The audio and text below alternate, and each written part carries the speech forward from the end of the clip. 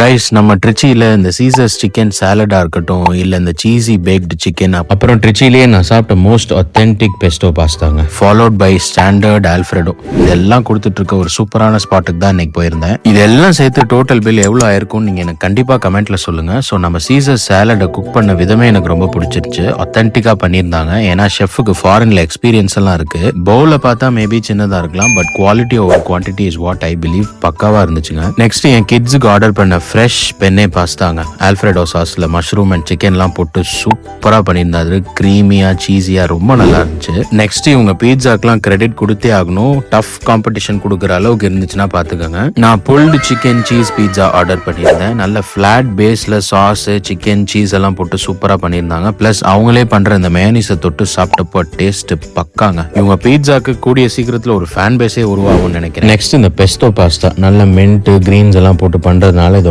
Taste கொஞ்சம் ஒரு மாதிரி தான் இருக்கும். பட் இவங்க ரொம்பவே நல்லா பண்ணியிருந்தாங்க. I really enjoyed it. So நீங்களும் பார்த்து ட்ரை பண்ணுங்க. ஃபைனலா இந்த cheesy baked chicken white sauce பேஸ்ல பண்ணியிருந்தாங்க. It was decent. இது மட்டும் இல்ல, ஒரு வைட் ரேஞ்ச் ஆஃப் மெனுல சாண்ட்விச், பர்கர், ஜூசஸ், மில்க் ஷேக்னு பண்ணிட்டு இருக்காங்க. இது எல்லாம் சேர்த்து டோட்டல் பில்லே 758 rupees தான் ஆச்சு. இந்த வர்த்தியான டின்னரை சாப்பிட்டது கண்டோன்மெண்ட் நேச்சுரல்ஸ்க்கு ஆப்போசிட்ல இருக்க ட்ரிச்சி டைட்டன்ஸ் கெஃபேல தான். ஸோ நெக்ஸ்ட் டைம் அந்த பக்கமா போனீங்கன்னா இல்ல அங்க போங்க, எப்படி இருக்குன்னு சொல்லுங்க.